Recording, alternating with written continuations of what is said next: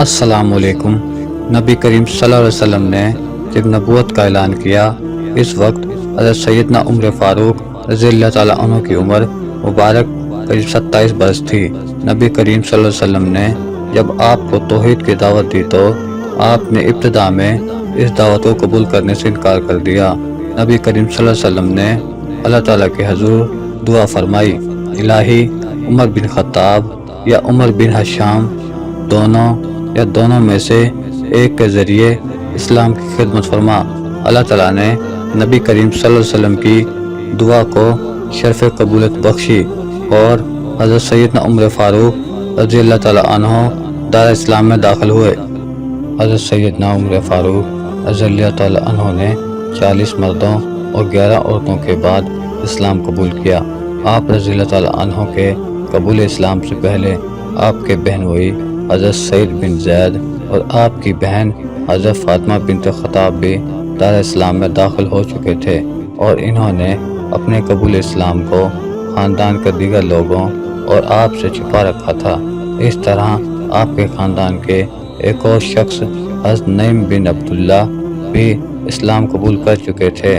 حضرت سیدنا عمر فاروق رضی اللہ تعالیٰ عنہ اسلام قبول کرنے والوں کے ساتھ نہایت سختی سے پیش آتے تھے۔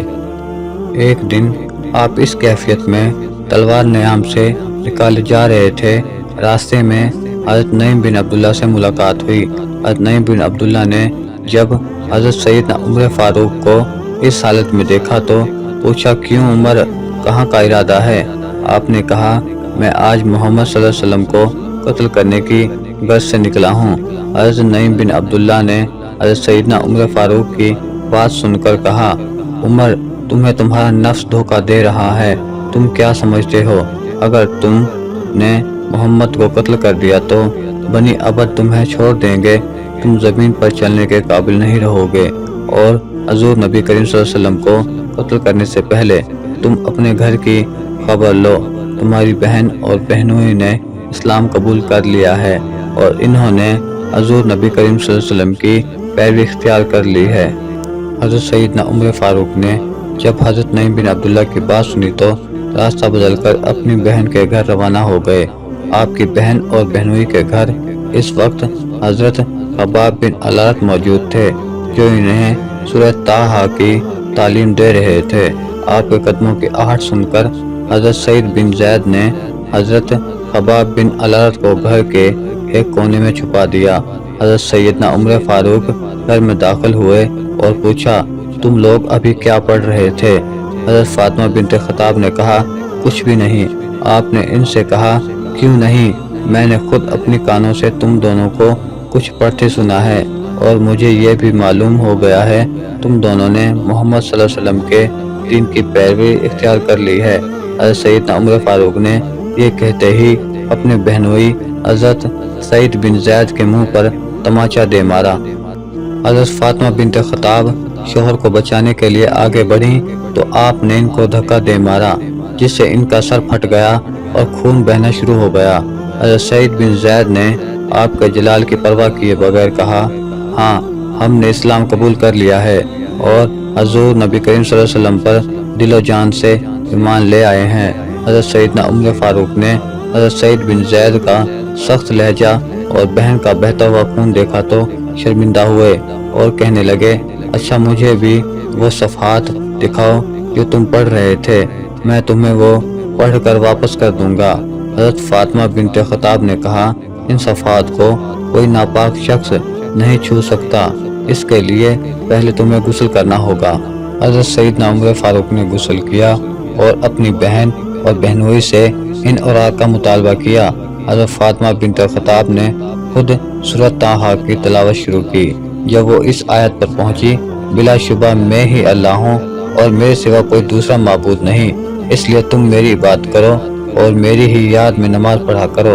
حضرت سیدنا عمر فاروق کی آنکھوں سے آنسو نکل گئے اور کہنے لگے، کس قدر اچھا اور عظمت والا کلام ہے۔